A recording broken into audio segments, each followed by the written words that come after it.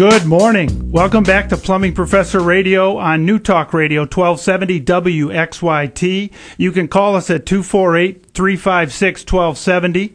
And remember, Plumbing Professors never, ever charge overtime. We never do that. Let's go back when we left. Kurt from Plymouth was having a sprinkler problem. Hi, Kurt. Good morning. Good morning. All right, thanks for holding, Kurt. Sure. How handy are you? Is this something that you're going to try to fix on your own, or you? I'm fairly handy, but when it comes to plumbing, I think my bigger issue is the location of this. I think probably what I'm going to have to do is put a new valve on upstream of the valve that goes out to the house, and the problem is really getting at it. I'd probably want someone that's more of a professional to do it, just because it's going to be a little tricky. Right, I was going to recommend that, because when you're soldering, that flame is going to shoot up, and the last thing you want to do is accidentally catch something on fire. So I think we're thinking exactly. Yeah, right. So you can call us. If you're going to try to do it on your own, just remember we never sleep. We never charge overtime. So when it gets a little too extreme for you, call us right away. 800-654-1300. Right after you call the fire department. Right. But I would definitely call a professional in for this one. Whenever you're in a tight spot, it's not so much the fact that you can't do the work. It's what could happen if something did go wrong. And when you're soldering in tight areas like that, when you have a lack of oxygen above that drywall, so you'll lose the flame or you'll overheat it, and you wanna stay safe in your home. Yeah, I think we're in violent agreement on that, and I would definitely think offline here. I'll chat with you guys and talk about having someone come out and take a look at it. Great. Thank you for the call, Kurt. Yeah, thanks, Kurt. Remember, righty-tighty, lefty-loosey. Got that part down. I'm handy enough to get that part. And Kurt, make sure you have a ball valve installed and not a gate valve. That won't happen with a ball valve. I don't know what either one of those are, but I will write that down. Absolutely. Call us. We'll tell you about it. Thanks again for calling, Kurt. You Kurt. got it. Mm-hmm. Thanks. Good. Thanks a lot. Bye. Thanks. Okay, that was interesting. And Matt, you bring up a good point. There's a lot of things you can do about plumbing. One of the reasons that we did the show, and one of the things we want to accomplish, is we want to help you be able to do things around your house or your business that you can do yourself that will prevent you from ever having to meet our qualified, handsome technicians who are constantly on the road. Because if you do some of these simple things, like the whole house shutoff, like winterizing sprinklers, like disconnecting your hoses from the outside of the house, you won't have problems that result in us coming out or the need to call ISC Services, who's an emergency restoration company. So it's important. These are simple things. They don't cost any money. If you call us, that's a different story. That's right. And knowing what options are out there. Kurt didn't know the difference between a ball valve and a gate valve. The gate valve, you have to turn with your hands to the right, and you turn it multiple times until it's tight. With a ball valve, it's a simple quarter-turn shutoff, and it's a positive shutoff, and you don't have that stem that you do in the gate valve, and it can save a lot of time and a lot of headaches. Guys, if you have questions, call us, 248-356-1270. We did get an email this week from Michael in Southfield. Michael's got a pretty complex email, but I'll try to speed through it. He says, I had another plumbing company out here with their cameras and a hydroflush about 9 months ago. They determined my sewer line was broken at the tap line entering the main city line in Southfield. They wanted to dig up the backyard and under my garage to the tune of $8,000 and take 3 days to do it. They claim an old tree root is holding up the broken section. I don't have that kind of money in a lump sum. I would need the ability to make payments if possible. So basically what Michael asked us, Matt, was, can you guys do relining, meaning us, in this situation?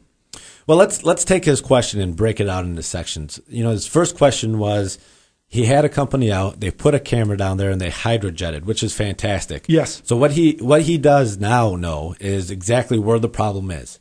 And with that problem, you want to know what options there are to fix that problem. Well, the company he had called said they needed to excavate and dig up that bad area for $8,000. Yep. Well, not everybody has $8,000 to fix their pipes. And, I think something important to mention, they could be totally correct with this. We're not questioning whether the $8,000 is right. We just have a couple options in our toolbox, excuse the pun, that most plumbing companies don't have. And when he's going into relining, that $8,000 is probably because they're digging in an area that can't really be dug, whether it's in a street or underneath a garage or a driveway. And he says under his garage. Under his garage. Right. Okay, so the relining system, that eliminates the need to have to dig. So in a circumstance like that, you can save some money by relining a pipe.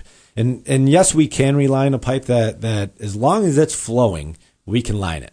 If it's not flowing or it's backed up, then the chances of us being able to reline it are slim. So that's why you want to have your system maintained and televised right away. Because the last thing you want to do is have roots or have a situation where it collapses, because then you have no other options. So if you wait too long, it's apt to collapse. Once it collapses, you don't have the option to line, then you have to dig. That's right. Regardless. It goes back to how often are you seeing your plumber? I mean, are you having your plumber come out once every 3 months or twice a year to snake your drain? If that's happening, then those tree roots are just getting thicker and thicker and bigger, right to the point where he says it's holding the pipe together. I mean, you would be amazed at what we've seen. I mean, we've pulled out tree roots that look like the inside of the pipe because they've grown together. And something to remember, in a properly installed pipe, and most of them start life that way, installed correctly, there should not be tree roots. There shouldn't be dirt, there shouldn't be gravel or sand. But over time, plumbing all over the world shifts, it freezes, it has earthquakes. There's vibrations every day from us and from the planet that cause those cracks, and then tree roots get in there. So if you're seeing a plumber, Matt, like you were just saying, if you're seeing a plumber every 60 or 90 days and you've watched his kids grow up with their pictures, then something else is probably going on down there that you really want to know about, so you don't end up like Michael in a situation where you may have no choice but to dig. And if you have tree roots in your sewer, we're not saying that you have a major issue, but you would definitely want to get a camera down there. Put the camera down there and see just how much of the pipe has tree roots in it. With relining, we can reline anywhere from 2 feet all the way up to 150 feet. So if you have one section of your sewer that has tree roots in there, we can fix it with a 5-foot liner, and you don't have to worry about it again. We warranty sewers up to 20 years with that relining process. That's unbelievable. And there's no digging at all. So if it's underneath the driveway or the garage, we can reline it. You don't have to worry about a thing. You don't even have to clean out your garage. In a circumstance like Mike's, he's got a big issue. I mean, what are you going to do? You're going to lose your garage. So not only is that repair going to cost you $8,000, you're going to have to do something to the garage too, whether you're taking it down or putting it back. And Mike, we have a very simple ethic philosophy at the company. We say if you wouldn't do it at Grandma or Grandma's house, don't do it to our clients. And if you were Grandma, I'd be saying, Grandma, you've got to get something done before that collapses, because it will. And one other thing that we have besides lining that I guarantee nobody else in Michigan has is we just signed a deal with GE Plumbing. GE Financing, and plumbing professors have gotten together, and we now can offer financing. So we could actually help you with an $8,000 project like that to get financing. Of course, it's subject to credit approval, but on an $8,000 deal, you could have payments, Mike, of roughly $100 a month. And that would let you take care of that problem and then push the payment off to the future. And it's with a reputable company, and we can tell you about it. And you're not going to find that financing with anybody else, Mike.